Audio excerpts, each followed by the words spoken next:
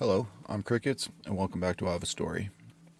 I want to try and get at least one chapter closed in my videos here, which is my childhood that I started talking about. And I'm sorry I keep bouncing around a lot because, well, a lot of things happen in my life, a lot of updates, a lot of stories keep popping up. Got to go with the flow. And I have so much to talk about. I haven't quite hit 31 folders yet, but I'm trying to compete with Baskin Robbins and their 31 flavors. And all of my videos are in folders underneath the different topics that I talk about here on my channel. But I'm going to talk about, I already talked about a year ago, over a year ago, that my house burnt down. Well, that was not my first house that burnt down. And it was not the only one that happened in a precarious way. Follow along. So I talked about how I spent my 16th birthday. I'll link that in here. And I talked about how 2 weeks before my 16th birthday, I wasn't allowed back into my parents' house, and still to this day don't know why.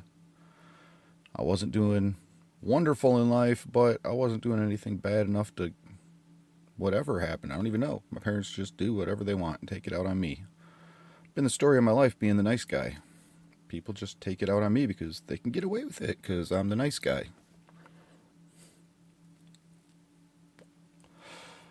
Should I start singing Alice Cooper yet? So,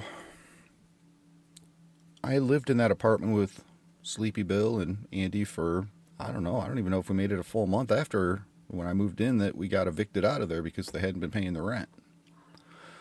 So then at 16 years old, even though I had a full-time job and I worked at that Frisch's Big Boy that I spent my 16th birthday sitting there drinking coffee and chain smoking cigarettes, because that's how 16-year-olds should spend their birthday. I didn't even talk about my 15th birthday. That's another one, thanks to my parents to tell. But moved into a duplex with the Andy that I was currently living with. Him and I and another guy named Jim got a second story. We're the second story of a duplex, and a lot of stories I could tell about that place too, and a lot of interesting stories. That street was haunted, and you talk to anybody who lives on Martha Street in Toledo, Ohio, they will tell you their house is haunted. And I did the research and come to find out it was actually built on an old Indian burial grounds. Kind of interesting. Stories for another day, though. Let's stay with how that house burnt down.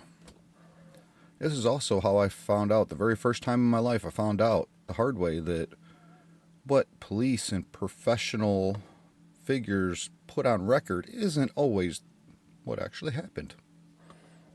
Again, this is another story.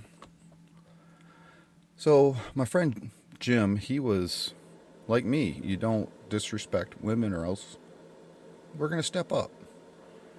Only he had a whole big temper that was beyond what I was, have, do. I mean, his temper, he's one you don't upset him or you're going to find out the hard way. And he don't give you a chance. He just blasts you. So we had just gone out. We did not cook ever. There was no cooking. There was no grilling. We ate out 24/7.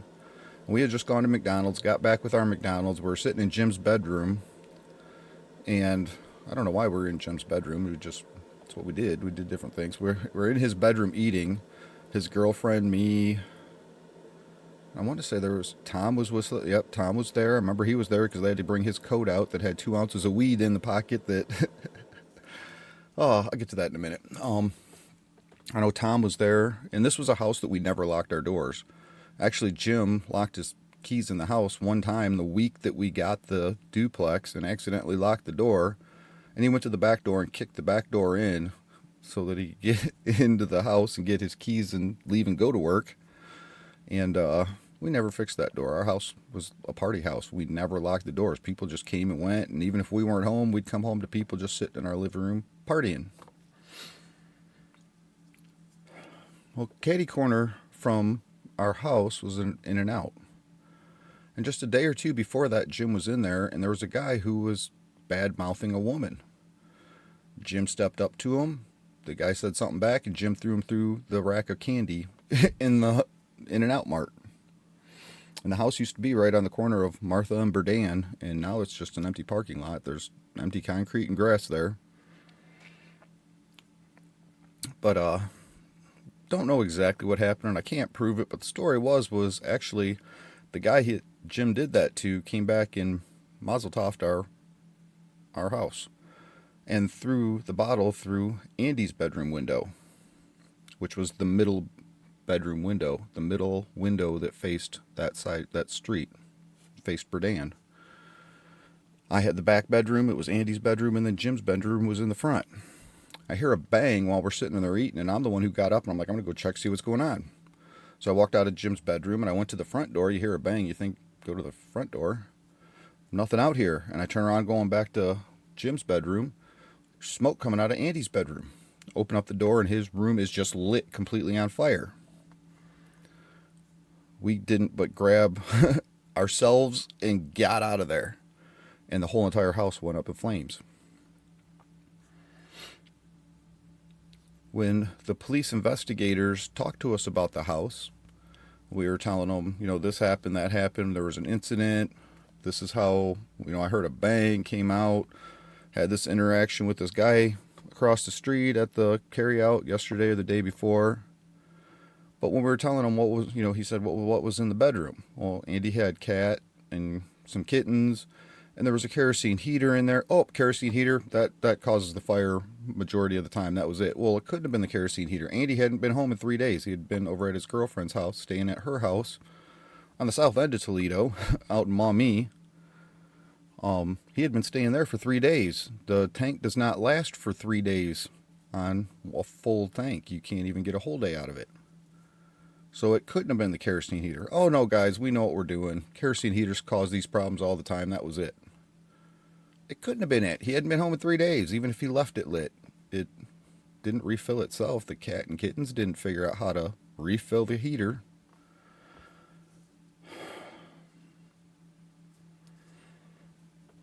But that's what went down in the report. Was the house burnt down because of a kerosene heater that somehow kept itself lit for 3 days. Now, I don't know exactly that guy did that or exactly what happened. But that was the word on the street of what happened when people brag and do this stuff. And the word hits the street. This is what was being said, was that he came back and mazel tov our house.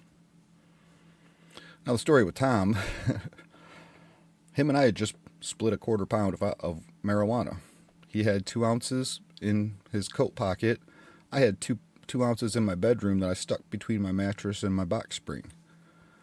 When they brought Tom's coat out, because they needed us to move our cars, well, we don't have our keys. They're all upstairs. We had to race out of there.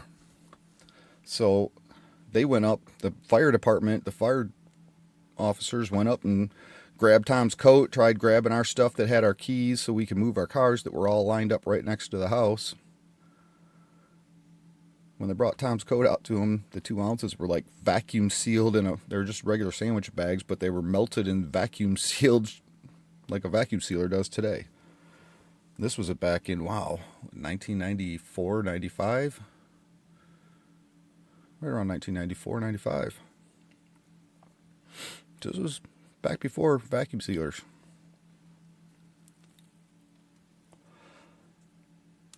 When we got back into the house, the fire hadn't made its way into my bedroom, and I found mine vacuum sealed between my 2 mattresses. At least I got those back. But what was really interesting, and this is no joke, when we went back up there, the walls that had burnt, we found were walls built around original walls. Above the fireplace mantle was a hole in the wall, and what's back there? We kind of knocked it out and started pulling out the wall. There was another fireplace mantle and wall behind the one that we had in our room. Oh, this is weird. There were still old black and white pictures on the fireplace. Again, Jim, Andy, Tom, they can all validate this story. Really weird. Really weird. There were some other things about that house, but try to keep these stories short. I can't even see on this app where the time is, even how long I've been making this video for, and it's actually working today. It wouldn't yesterday, but I don't know how long I've been going, and I try to keep these videos short. But that's a story of when my first house burnt down. Those are the only two houses I've ever had catch on fire and ever had burnt down, but both of them happen in mysterious ways.